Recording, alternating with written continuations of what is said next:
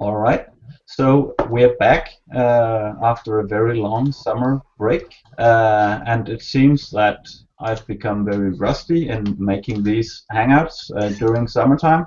So I made this weird mistake that the event page that we've been linking to wasn't a hangout on air, but just a hangout. And now we're kind of having all kinds of weird issues, but we've had to make a new hangout.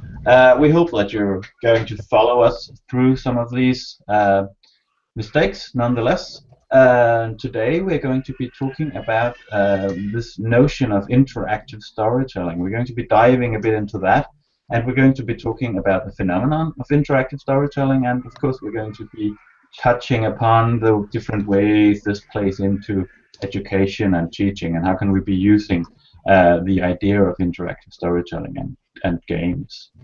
Okay, so I'll just jump over here for a bit. Um, and yes, interactive storytelling in video games is what we're going to be talking about. And this is the agenda for today, which is just this very brief welcome. We've got that now. Then we're going to be talking a bit about how do we define interactive storytelling. So that is, what do we mean actually when we're talking about interactive storytelling? And we probably mean all kinds of different things, I suppose. I hope actually.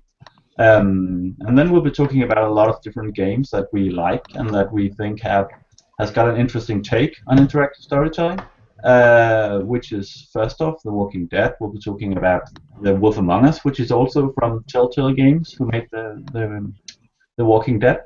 Then we'll be talking a bit about Twine, actually making interactive storytelling with Twine, this little pretty interesting and free engine for making text-based interactive storytelling.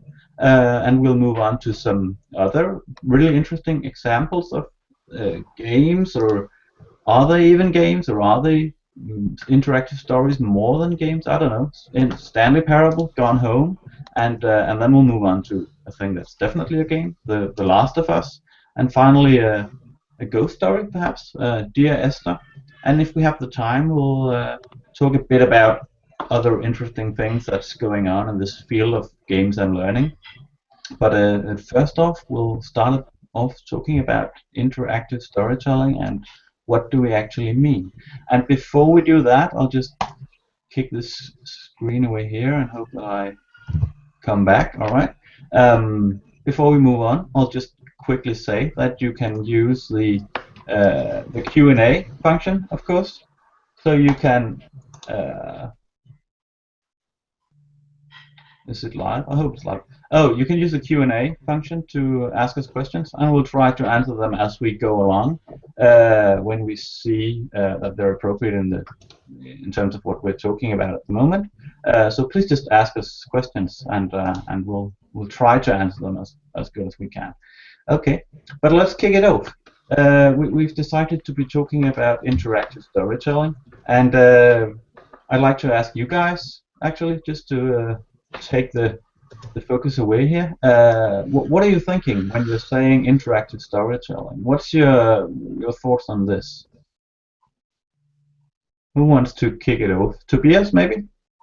Yes, I can start by trying to narrow down or to define more concretely what we mean by, or at least what I mean by interactive storytelling. And I like to use a concept written down by Espen Aarseth, what he calls in his book Cybertext. He talks about what he calls ergodic literature, and Aarseth defines ergodic literature as a text or a literature that requires non-trivial effort on part of the reader to traverse. That is, a text that you have to do more than just read text and turn a page, or press a play button on a movie. So text that requires some aptitude or some skill and some difficulty to traverse. And in Cybertext he talks quite a lot about MUDs, multi-user dungeons. And Cybertext is came out in '97, I think, but it's still very much a relevant concept and a relevant book these days. So when we think about video games as texts, or or an interactive storytelling, they very much are ergodic literature in the sense that you have to just you have to overcome obstacles, you have to solve puzzles, you have to do all these kinds of things in order to actually progress through the story. So yeah, I think that's a good concept to have in mind when we talk about this kind of storytelling. Yeah. Any thoughts? Do you have any? Are you thinking about any specific games when you're talking about this ergodic literature? Could you have any examples of games where this is? Well, Yeah, I you guess all games are by definition ergodic simply because all games by definition require more than a trivial effort to traverse them. Isn't that about right, Tobias? Yeah, you can argue that this is this discussion between narratology and ludology, that whether all games are stories. Espinosa has a theory he calls a narrative theory of games, where he divides the story in games or in narrative games into what he calls kernels and satellites. And kernels are the parts of the story that you can't change without changing the story. So, for instance, the story of Cinderella has to contain various elements of the story in order to still be the story about Cinderella, Red Riding Hood, and all these kinds of stories. Whereas satellites is elements of the text that you can change, and the text will still be the same game. And he has a narrative theory or model of games where he argues that games without these kernels, games like Minecraft, for instance, or you can argue that Minecraft has one kernel and that's the start of the game, but even that is quite random. So, and even like if you mod Skyrim, for instance, there's a bunch of mods on Skyrim that changes the start of the game, and the mods that allow you to skip the main quest line entirely. So that you can argue that Skyrim no longer has these kernels. The kernel, that's parts of the story that will always be a part of the story. So he places these various games on a continuum from a novel, basically a novel where you have just text, just kernels and no satellites, and on the other part of the continuum you have games that are pure game, like Minecraft, for instance. And so this is, but you can still probably argue that all games have some kind of action or some kind of narrative taking place, but at least also it distinguishes between games that are narrative and games that aren't literature per se, because we are talking about storytelling after all. But I'm open to other viewpoints. Yeah. Any other or my own? I think I don't have a definition, but my thoughts are obviously in continuation of what you're saying, Tobias. Some of the interesting things, of course, tied to the interactivity and the fact that we can somehow get a feeling, it's probably often an illusion, that we can actually influence the story of the game or the narrative of the game, that we are presented with choices that allow us to influence the way people act or the way relations between characters in games are shaped, for instance. It can be at a very basic level. It can be you can have a huge influence on the ending of the game, for instance, but you can also sometimes just have influence on the way people think about each other. But it's basically about making choices. It probably resonates a bit with the famous Sid Meier quote about games being a series of interesting decisions or interesting choices. That you have to make choices where there's not right or wrong. It's not evident what is the best choice.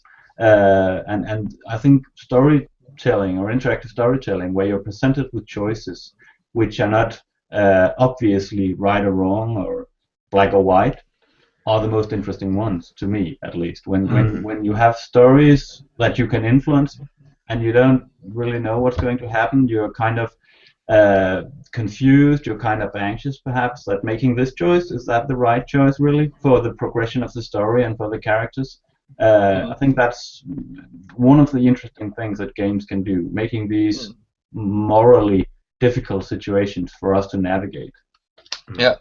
I also am reminded of something that I think I think it's the words of James Paul G, and he claims that in video games, the player is not only a reader, but he is in a sense a writer as well, or at least he takes part in the production of a realization of a narrative, because you pick out all this, you influence the text in some way, and is in that producing a kind of meaning. You're producing a narrative path, if you will, like especially in games like Mass Effect and the Walking Dead, especially Mass Effect, I guess, where you influence the story to such a great degree, or in Skyrim, where you have all this huge open sandbox which you can just basically tell your own story. One other important aspect that hasn't been raised yet in this discussion of interactive storytelling is the mere fact that an interactive story doesn't, by definition, have to be digital. I don't know if any of you guys read these make your own adventure books ever. Yes. Yes. Yeah. Make your own adventure books. They're basically these books where you might read a couple of pages, and upon page 3, you'll get some kind of a choice. If you want the character to go down the right path, move on to page 52. If you want the character to go down the left path, move over to page 8, right? And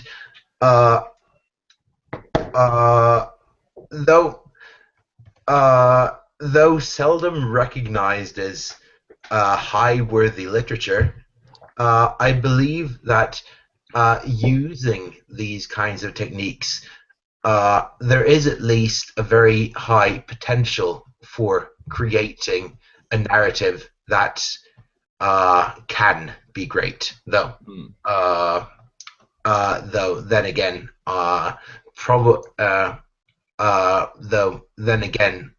there's probably a limited market for an, I don't know, make your own adventure Shakespeare version, for example. Though I would love to see some of the I don't know, Nobel Prize winning authors giving their shot at what a make your own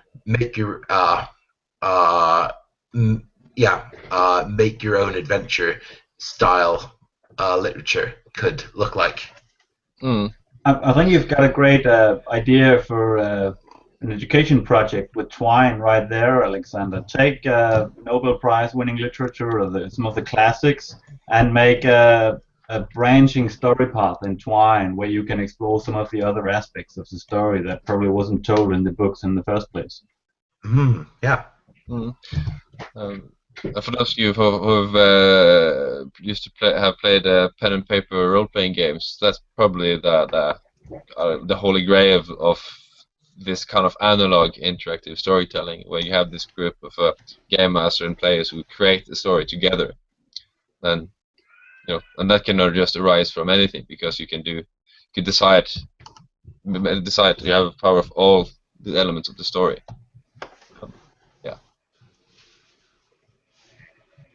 Yes.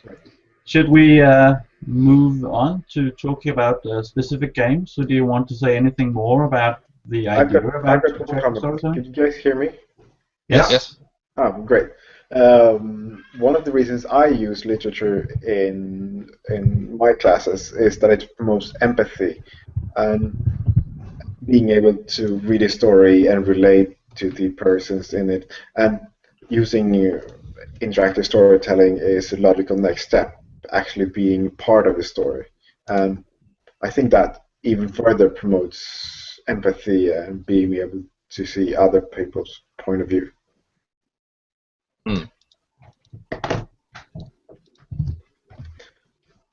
Yes? Yeah, that's... Sorry? No, go ahead. Okay. Yeah, that's a really interesting point. And of course, it's a great argument for reading literature, and I'm thinking there might be some interesting topics regarding games as well, because we kind of have to empathize, at least when it's made in an interesting way. The games, we kind of have to relate to the characters, we kind of have to empathize with the characters to make choices in terms of what's going to happen, how am I going to act how do I want my relationship to these characters to be, for instance. So the whole idea of empathy might be even more outspoken in games, perhaps. Mm. Yes. All right. Yeah, definitely. Shall we move on to the first game? Yeah, I'm thinking that we should do that. And as far as I remember, we wanted to talk about Walking Dead, right? Mm. All right. I'll kick the ball over to you, Tobias. I think you're the expert on this one. Yes. So, as some of you probably know, Mike, I've been using The Walking Dead by Telltale Games as a way of facilitating discussions with moral dilemmas in my religion and ethics class, where we use. I argue that the main gameplay mechanic of The Walking Dead is exactly these difficult dilemmas that you have to take based on what happens in the story. And I'm quite confident that that some of you, I can hear some of you typing a bit loudly. I don't know if this affects the other people hearing or listening to this. Anyway, Oh, okay, there goes Alexander. No, anyway, I'll just turn us off. okay. So anyway, the strength of The Walking Dead and what it makes it so well suited to this kind of educational use is exactly that these choices are such a big part of the story, and they are influenced by exactly your as a player, the empathy that you experience when playing this game. And because it's interactive, it makes it much more exciting and fun and engaging to use and in a classroom context, and especially when discussing ethical dilemmas, than, for instance, a non-interactive story would. We could, of course, we could have been reading a book or a short story together, or we could have watched a TV show or a movie together, and then asked ourselves and discussed what the main character should have done in a given dilemma. But the interactivity makes it much more engaging because we can actually vote on our next course of action and then plot this decision into the game. So in class we used something called Kahoot, which is basically an HTML-based quiz app, I guess you could call it. And then when after discussing in class, we voted on our next course of action, and then that's what we plotted into the game. So I don't think we would have had that kind of discussion without with a non-interactive story. I don't think it becomes more meaningful to the students. And our students are also reported after this project, after the session, that it was more engaging because it was an interactive story, something that I could. Their choices make sense in kind of way, not in a way, not that every dilemma affects the story in The Walking Dead to a big degree, but some of them do in a very big degree, a huge degree, especially when you, for instance, have to decide who lives and who dies. And so, yeah, that would not have been possible if the game weren't interactive in the sense that you can actually affect the story with the choices you take.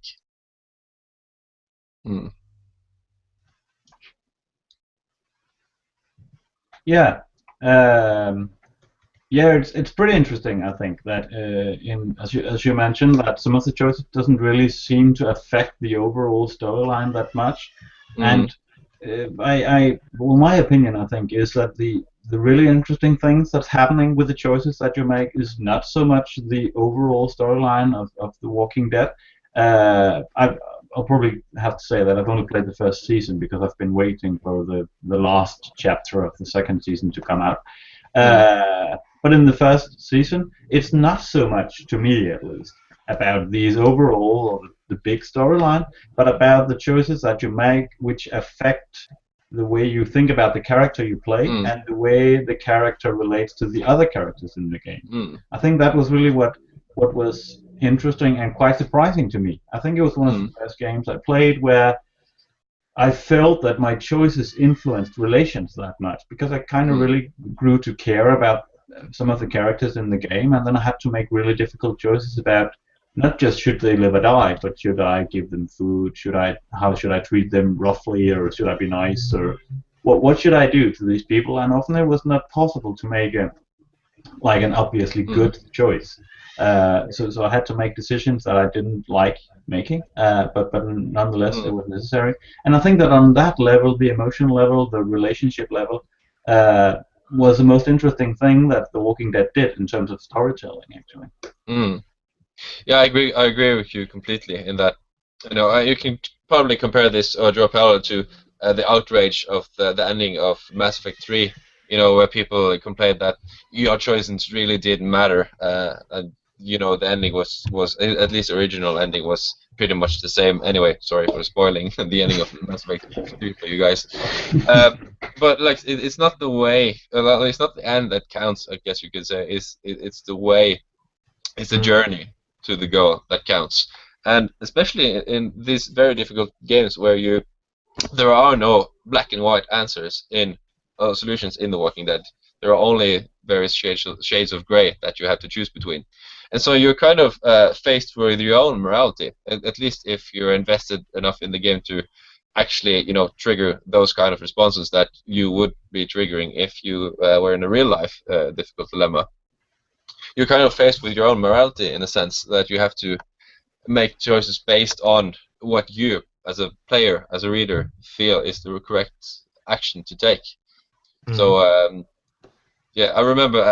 I think it was it's another game, but it wasn't Dragon Age, the first Dragon Age game. There's a decision in the start of the Mage quest line. I actually had to pause the game and think for like 15 minutes. What the hell am I supposed to do now? Because I had so little to go on. It was such a difficult question. I had no way to predict the outcomes of my actions, and that's something we face often in everyday life. It's very difficult to us to predict the outcomes of our actions, and that, like you say, that's one of the more ingenious parts of The Walking Dead. Now, Tobias, you play The Walking Dead with your classes, right? How invested were your students in the characters? Did they have this level of engagement where they really felt that their choices mattered, or was it just a school assignment to them? And this beginning, before you actually get to know Lee and Clementine, they viewed it as just a game, and were quite cynical actually in their arguments and in the way they interacted with the game.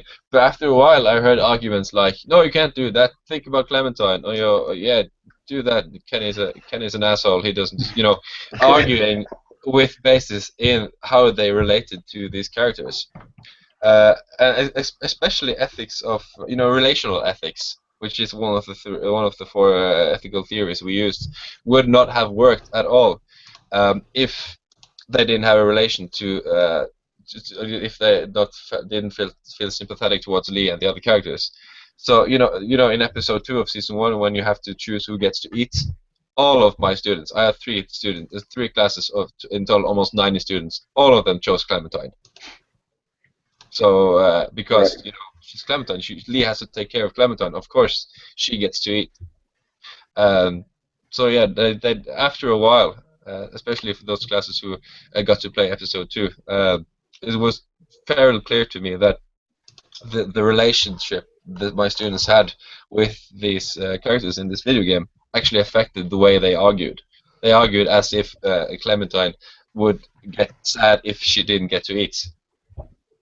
So yeah, this of course happened gradually during the course of the playthrough. Cool. Should we jump on a bit? Just a question. Did you finish the entire first season with your students, or how long did you play? No, I only finished the first 2 episodes. Right. I would have liked to finish the whole season, but time was short. Yeah.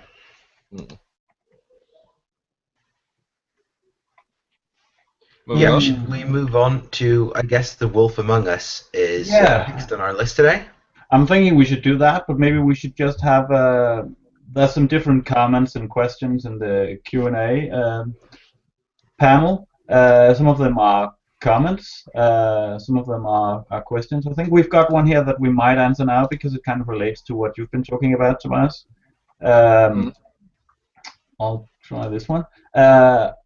With an interactive game, you experience the choices, not just talk about it. The engagement is something the students have missed until now, perhaps. I think that could you answer that, Tobias, or say something about that? Do you think it's a new way of engaging? Of course, you kind of have already answered that, but I don't know. You know, various students will, you know, feel engagement in various different ways of teaching in the various learning activities. But and I have to stress that this is my subjective and personal opinion, or at least a perception of it. But it seemed to me that the class participation was broader and much more active than in many of the other teaching methods I use. I don't know why this is. Maybe it's the novelty of using a video game in class, and maybe it's just the fact that I think the Walking Dead is a really good video game. But I don't know. And this, you know, I have only done my Walking Dead project once. I have to at least do it a couple of more times to get a feel for, you know, this the kind of engagement was. But yeah, I think when you know, gameplay is inherently interactive. And when students play games, they are in this feedback loop where they actually have to make active decisions in order to progress through the game. And instead of just using their gut feeling in The Walking Dead, they have to use these ethical theories that I teach them during the course. So I don't know. Maybe that's why. I think that's perhaps something they've missed. You know, this way of actually interacting with the object of the class, I guess, because the textbook and the movies are not that interactive after all. Yeah, I completely agree. That's my experience as well. That the fact that you're able to influence the way the game progresses and have a feeling that you're actually in control or partly in control of what's going on, and you can get to choose what do you want to happen, how do you want this to unfold. But also the fact, I think, that at least in some situations, games provide you with a face on things. Games provide you with a face on abstract theories, for instance, or conflicts, or wars, or politics, or things that can be very abstract and difficult to relate to. Games has an ability to create a face, a person that you can relate to. For some students, at least, it's easier for them to relate to the faces of people, even though it's just faces of people in games. I think that's a dimension to this as well. Yeah, definitely. It's when I think this is what Paul G talks about when he talks about affinity spaces, and games can create a kind of a contact point between the affinity space of that the students already are at, and the affinity space where you want them to end up. It's kind of builds a bridge between those two spheres of experience, I guess you could say. Yeah. All right. Or it can does. Not all games do, but some games can do that. I'll say that we answered that, and then we'll jump on, and I'll say a bit about The Wolf Among Us. I'll just find some photos here. All right. Hope you've got an image of Bigby now on your screens, right? Yeah. All right. So I'll say just a little bit about The Wolf Among Us. I played it just a month ago or so with my girlfriend, which was an amazing experience because we kind of had to discuss all the different things, all the choices that you make. So just like The Walking Dead, just a quick introduction. Like The Walking Dead, The Wolf Among Us is made by Telltale Games, and it's actually built on a comic book series called Fables, which I didn't know before I had played the game. Now I've started reading the comic books because I like the game so much. The basic component of Fables is actually fairy tales and folklore. So what it's all about is all these kind of different characters and stories that we know from fairy tales and folklore is kind of bundled together in this really weird universe where some things went really bad back in fairy tale land, and now they're all living in New York, in a part of New York called Fabletown. which is really weird at first, but it just works perfectly well. So you get to meet characters that you know. You probably all know Beauty and the Beast, and then you meet Beauty and the Beast in Fabletown, where their relationship is terrible, and they don't have enough money because they still want to live like kings and queens, but they need to. Beauty needs to work in a brothel, and all kinds of bad things is really going on, and it's kind of interesting. It's in itself to experience this twist on stories and characters that you know so well. And there's a lot of this. There's also a Toad from Wind in the Willows, who's really poor and who's not able to afford the mixtures that you need to take to look like human beings. And if you don't look like human beings, you're deported out of town. So you really want to do that, or at least stay indoors. And that's definitely a new kind of Toad. And then there's the main character in the game, which is all of this is.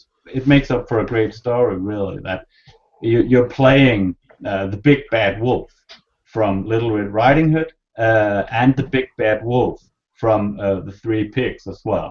So you're the wolf who ate Little Red Riding Hood, and in the picture down on the left, you're beating the huntsman who actually saved Little Red Riding Hood in the story, and you find out that the huntsman's reasons for saving Little Red Riding Hood wasn't really that honorable all along. So it's kind of twisting all these characters that we think we know really well because we've met them so many different times.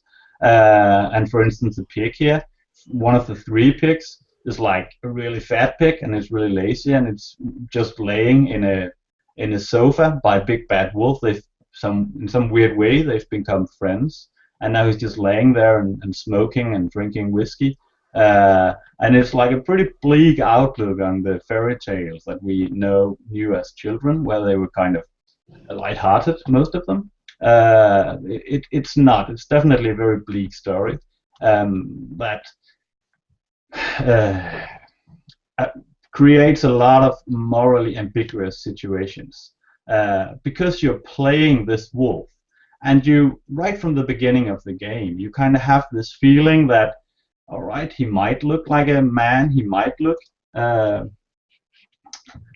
pretty nice, and you're thinking that maybe he really turned into a man. You've always got this feeling that if you make the wrong decisions, he'll probably turn into this big bad wolf again. So it's really about navigating. Do you want to be Bigby the man that he looks like, or do you want to be the wolf that he was once? So do you want to play on your power that you always know you've got, or do you want to kind of try to be a diplomatic sheriff? You're the sheriff in this game, trying to solve some crimes.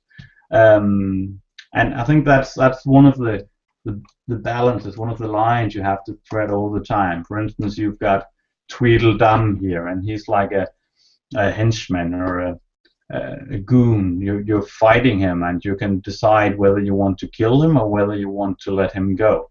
And of course, by this time when you're playing the game, you've got a lot of reasons for killing him. He's really annoying, and you're having all kinds of trouble with him.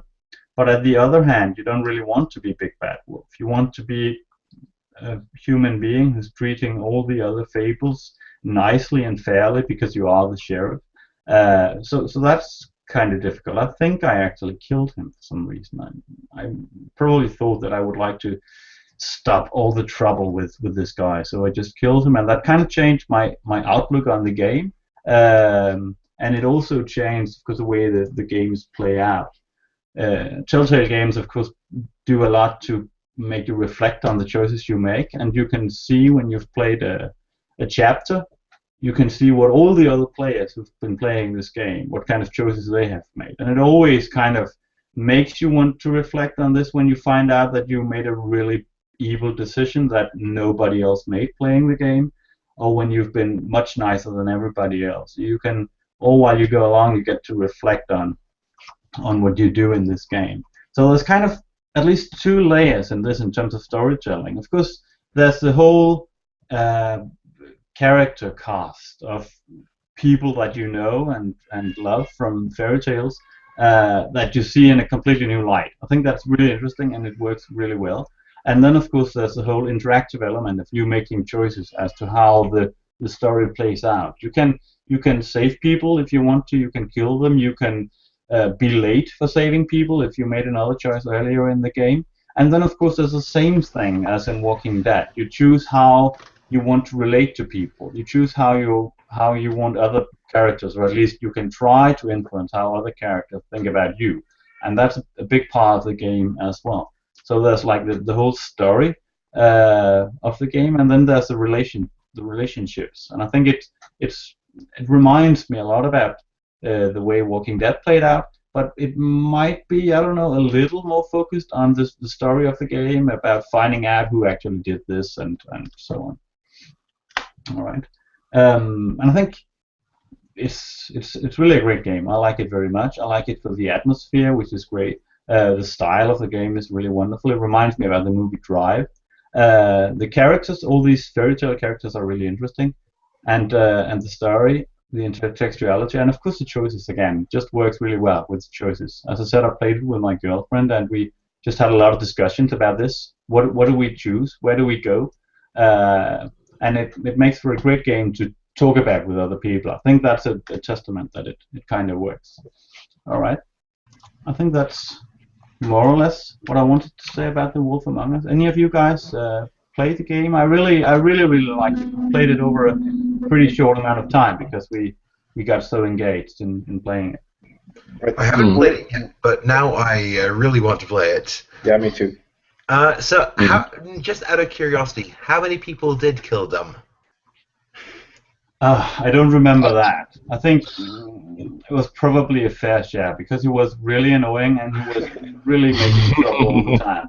So he kind of deserved it, but at the same time, you can't really turn into Big Bad Wolf in that game without feeling bad that you turned into Big Bad Wolf. But there are, without spoiling too much, there are a lot of situations where even though you try to stay human, there are a lot of situations where you can't, and every time you kind of feel, oh no, that wasn't supposed to happen. But yeah, I remember the turning point for my big white wolf was when he killed Tweedledum. Was Tweedledum? Not sure. Yeah.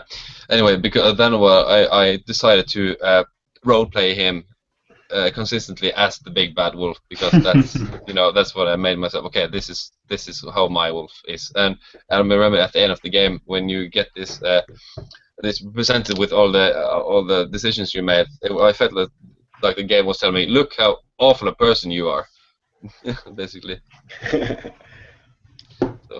yeah, that's one of the things I think is really interesting is the aspect of intertextuality, because it sort of highlights the fact that games, in a sense, are texts that you can apply the basic literary theories that you use when discussing games or analyzing books or short stories.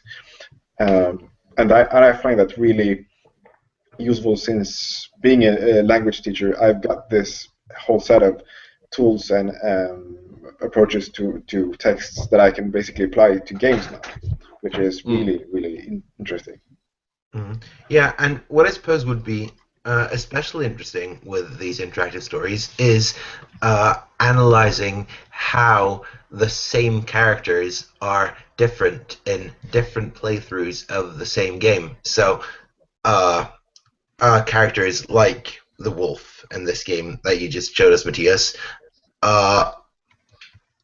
the perception of that character that one student has will be very, very, very different from the perception of that character that another student has, because their characters have developed along different trajectories.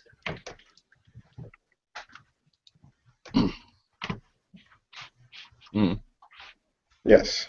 Yeah. Unless you play it all together, and then the storyline would be formed by the collective gameplay. Mm. Yes. All right. Yeah, of course, as always, we're running short on time. There's so much to talk about here. so we've got quite a lot of things we want to talk about. We should probably touch at least a bit on Twine, because it's a quite interesting tool for creating these interactive stories. And maybe I'll just start a bit, and Matthias, maybe you can say a bit more if you've been working with it. Basically, it's sorry. I propose that we spend the last 15 minutes on Twine and answering the questions, and then have the other games be part of the next session. Yeah. Agreed. Good idea. Let's do that.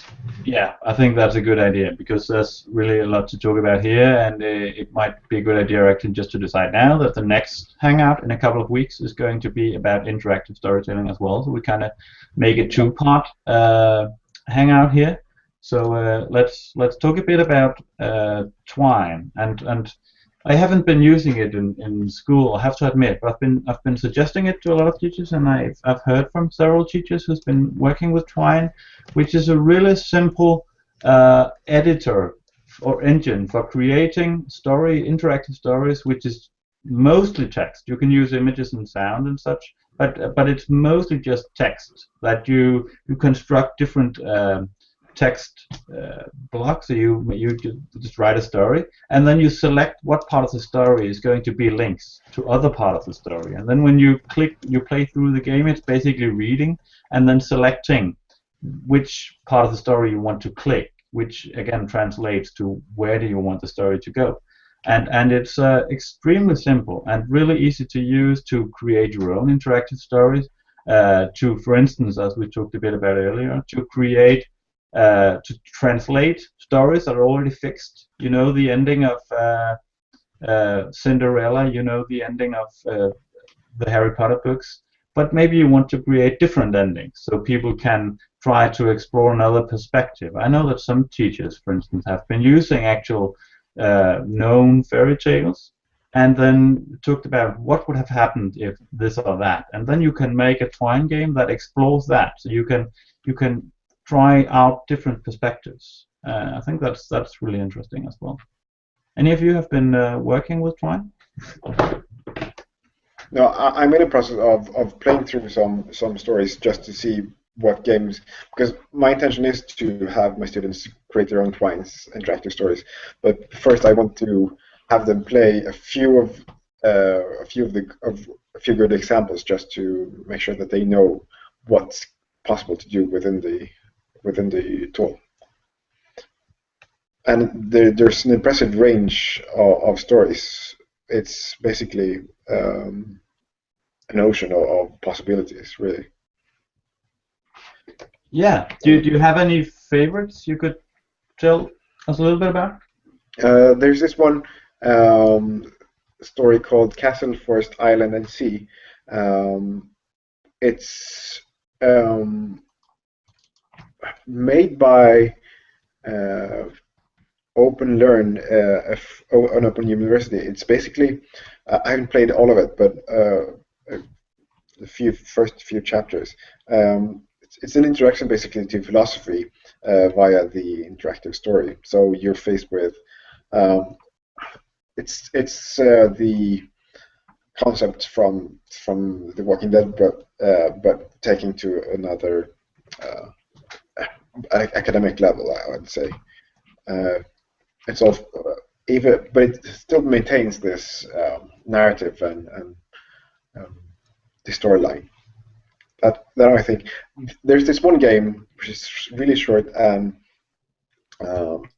not that deep. It's called 60 Seconds to the End of the World, or something like that. You're basically faced with the end of the world. The Mayan prophecy of the world ending is about to occur, and you've got the option to try to stop this, and you've got various strategies to prevent this from happening. I use this game as a sort of short introduction to the concept of interactive stories, and later on I'll be using other ones. There's another one called Solarium. I can link to all these after the hangout, but which I feel is really interesting, but it's also very text heavy. So it's also a post-apocalyptic world where you're forced to re-examine your role in the extinction of the human race, basically. So it's sort of bleak but interesting story.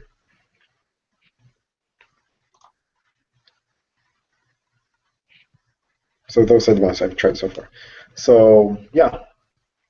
Yeah, I've played a lot, but I forgot a lot of them. I played one which was really simple. I sadly don't remember the name of it, but it was very simple. It was about a girl who was really frustrated with life, and it was basically a linear story. You didn't really have much choice. You could kind of click through, read the story.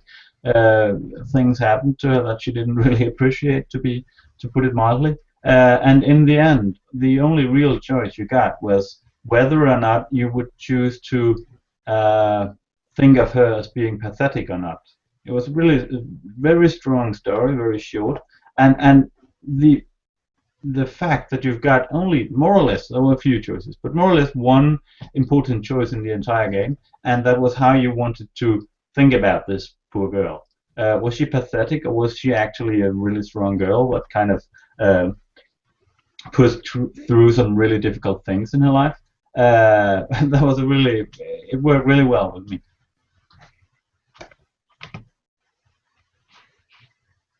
Right.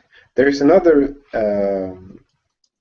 interactive story, which is available free from Steam, which is, I'm trying to open it now, which deals with depression. It's really not a traditional game, but rather an attempt to try to convey how depression is perceived by the one who's suffering from it, and how to what strategies you can use to combat it, which I think is really interesting. Yeah, Oh, I'm trying to look up the name right now.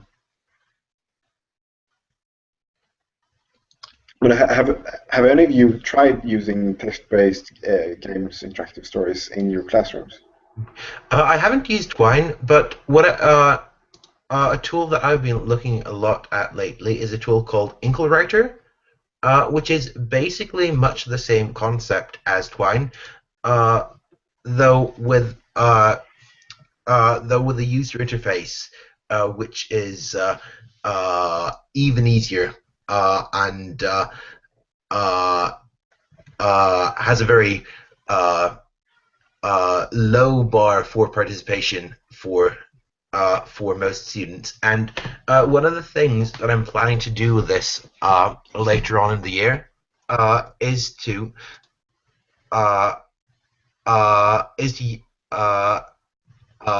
use this to let my students write collaboratively. Basically, I'll have different students writing different storylines. So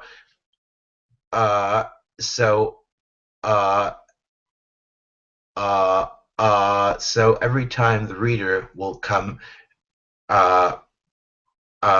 comes to a point in the story where he has to make a choice, I'll have a certain group of students writing the one path, while I'll have another group of students writing a different path, so that by the end of the project period, they will have written together quite an extensive piece of work, which hopefully will also be which hopefully will also be a piece of work where the students will be actually interested in reading what each other will be actually interested in reading what the other groups have written. So I believe there is a lot of potential with these kinds of editors, and there's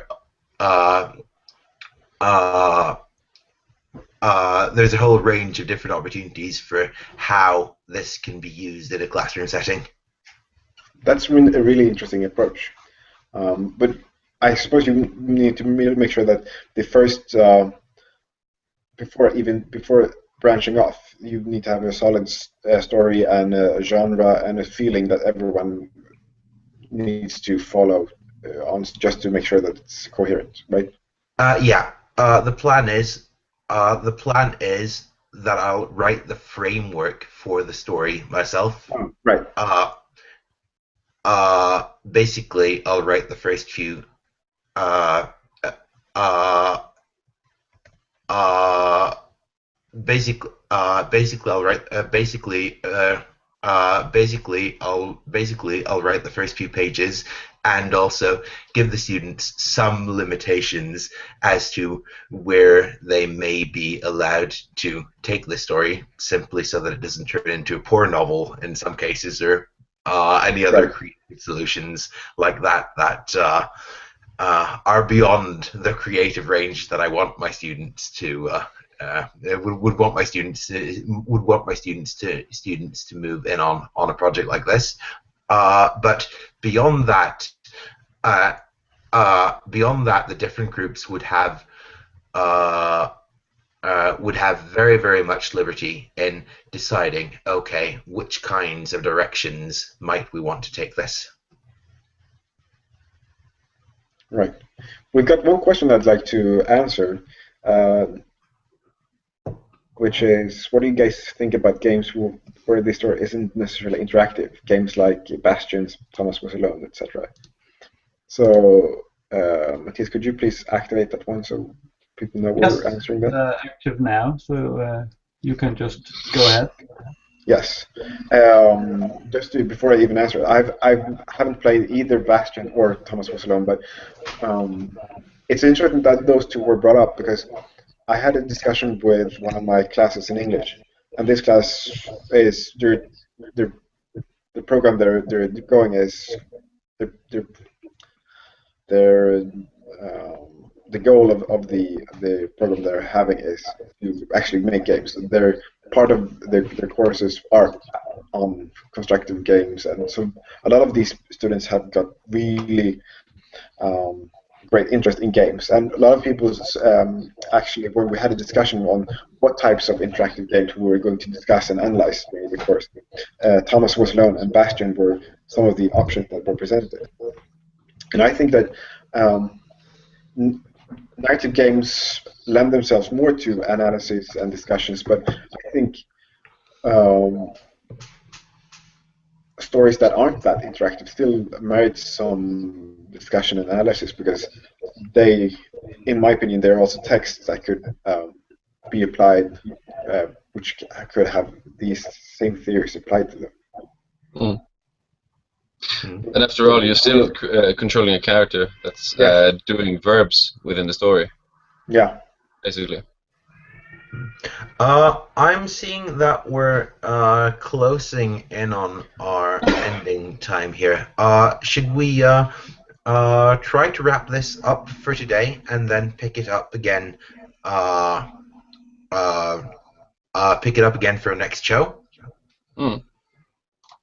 Yeah, I think we should. Yes, Do you have any closing remarks on this, on the specific games we've been talking about, or any projects you're planning to do in this area in the nearby future?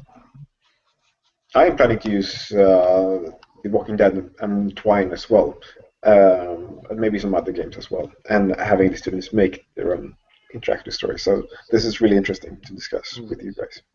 Mm-hmm.